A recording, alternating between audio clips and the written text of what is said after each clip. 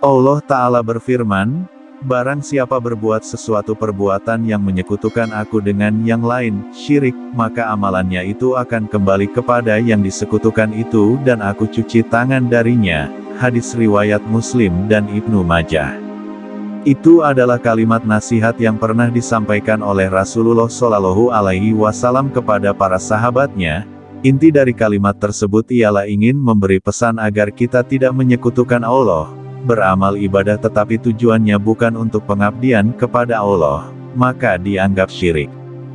Dalam ruang lingkup kesufian tasawuf, sesungguhnya yang menghalangi terbukanya pintu gaib diantaranya adalah musyrik.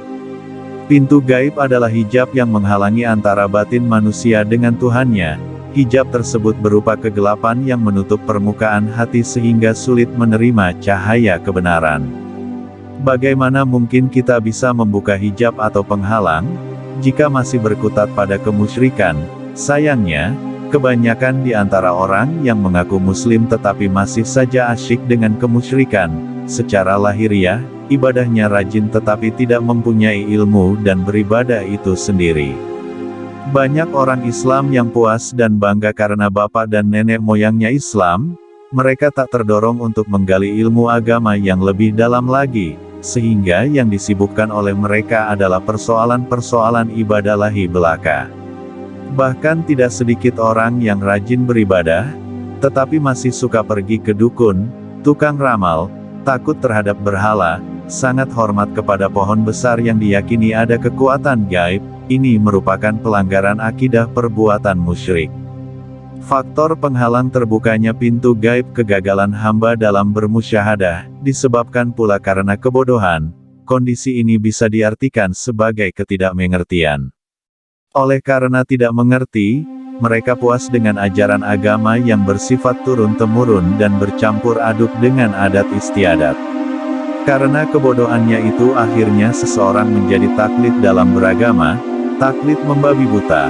Fenomena yang demikian itu diperparah oleh doktrin bahwa dosa-dosa dalam keliruan beribadah ditanggung ulama, sebab ulama yang mengajarkan ilmu agama. Inilah cermin rasa malas bagi hamba terhadap ilmu agama dan terhadap mujahadah. Hal yang demikian ini merupakan penghalang terbukanya hijab gaib. Faktor lain adalah karena sikap hamba dalam berprasangka buruk kepada Tuhan. Sesuatu yang memicu prasangka buruk itu adalah manakala seseorang dihadapkan oleh keadaan yang tidak menyenangkan, padahal yang menerjemahkan senang dan tidak, baik dan buruk tersebut adalah hawa nafsunya. Nafsu memang selalu mengajak kepada kejahatan atau budi yang buruk. Jika seseorang mendapatkan kenikmatan, ia lupa siapa yang memberinya.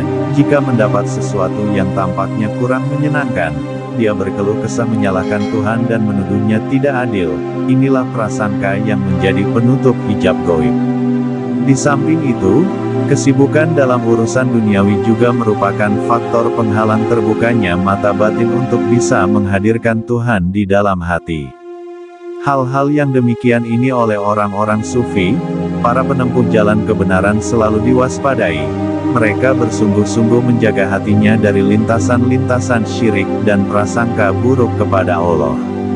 Apabila hati jernih, maka kegelapan akan lenyap. Jika kegelapan lenyap, maka cahaya kebenaran akan masuk. Dan apabila cahaya kebenaran masuk, tentu Tuhan hadir di dalam hati orang mukmin itu. Kapasitas hati akan menjadi luar biasa sehingga mampu menampung Tuhan. Padahal jagat raya saja tidak mampu menampungnya.